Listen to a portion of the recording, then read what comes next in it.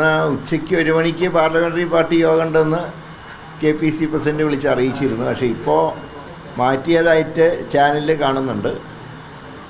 പുതിയ സമയമൊന്നും വിളിച്ചു പറഞ്ഞിട്ടില്ല. ഏതായാലും ഇന്ന് 7:15 വണ്ടിക്ക് ഞാൻ തൃശ്ശൂർ പോയി. നാളെ മലയാള മാസം 1-ാം തീയതിയാണ് ഗുരുവായൂർ തൊഴുകൽ. അത് എന്ത് വന്നാലും അതിൽ ലോകത്ത് എന്ത് സംഭവിച്ചാലും അതിന് യാതൊരു മാറ്റവുമില്ല. 7:15 വരെ ഞാൻ തിരുവനന്തപുരത്തുണ്ടാവും. ഏതാ എന്ന് പ്രതീക്ഷിക്കുന്നു.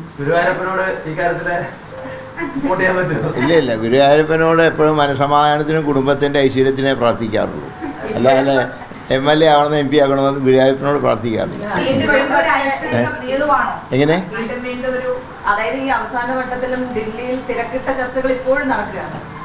എന്തായാലും ഇന്ന് തീരുമാനം ഉണ്ടാവുമെന്ന് പ്രതീക്ഷിക്കുക.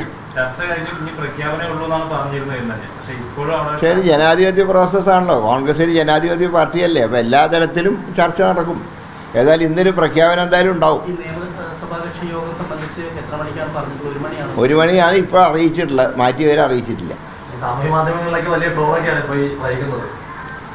അതിപ്പോൾ ഈ സോഷ്യൽ മീഡിയയുടെ കാലമല്ലേ, സ്വാഭാവികമായിട്ടുണ്ടാവുമല്ലോ. ഞാൻ പറയാം, ഇത് ഇത്ര വലിയ അത്ഭുതമൊന്നുമല്ല. ഇപ്പോൾ 1977 അന്ന് മുഖ്യമന്ത്രിയും മന്ത്രിയായിട്ട് CH മാത്രം സത്യപ്രതിജ്ഞ ചെയ്തിട്ട് ആ ക്യാബിനറ്റാണ് നിയമസഭ നടത്തിയത്. 18 ദിവസം കഴിഞ്ഞിട്ടാണ് മറ്റു മന്ത്രിമാർ സത്യപ്രതിജ്ഞ ചെയ്തത്. അന്ന് ഭരണ തുടർച്ചയായിരുന്നല്ലോ. അന്നത്തെ മന്ത്രിമാരായി വരുമെന്ന് ഉറപ്പുണ്ടായിരുന്ന ബേബി ജോൺ ഉൾപ്പെടെ KM മാണിയൊക്കെ ഉൾപ്പെടെയുള്ള മന്ത്രിമാർക്ക് വീടൊഴിയേണ്ടി വന്നു. അങ്ങനത്തെ സാഹചര്യം ഉണ്ടായിട്ടുണ്ട്. അത് കഴിഞ്ഞിട്ടാണ് അവർ വീണ്ടും മന്ത്രിമാരായത്. അപ്പോൾ ഇതൊരു പുതിയ കാര്യമൊന്നുമല്ല. പിന്നെ 77 നിങ്ങൾ ചാനലുകാരുടെ ബഹളമില്ലാത്തതുകൊണ്ട് അതൊന്നും അത്ര ചർച്ചയായില്ല. അന്ന് പ്രിൻ്റ് മീഡിയ മാത്രമേ ഉള്ളൂ. പ്രിൻ്റ് മീഡിയയിൽ ദേശാഭിമാനി ഒഴികെ എല്ലാവരും അന്നത്തെ മുന്നണിക്ക് അനുകൂലമായിരുന്നു. അതുകൊണ്ട് അന്ന് ഇതിനേക്കാൾ വലിയ സംഭവം ഉണ്ടായിട്ടുണ്ടായിരുന്നു. ഇതൊന്നും അത്ര വലിയ അത്ഭുതമൊന്നുമല്ല.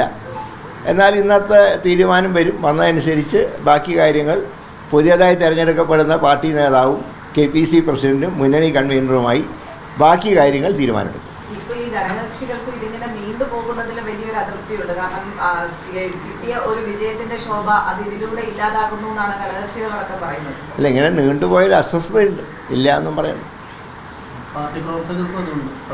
അല്ല, മൊത്തത്തിൽ അസ്വസ്ഥതയുണ്ട്. അതൊന്ന് പക്ഷേ ഒരു ഭരണം തുടങ്ങിക്കഴിഞ്ഞാൽ അതൊക്കെ പെട്ടെന്ന് പരിഹരിച്ച് മുന്നോട്ട് പോകാൻ കഴിയും.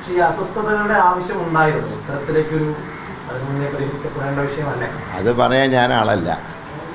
കാരണം ജ്യോത്സ്യന്മാർക്ക് വരെ ഇപ്പം നല്ല കാലമല്ല. ബാക്കി നോക്കാം നമുക്ക്.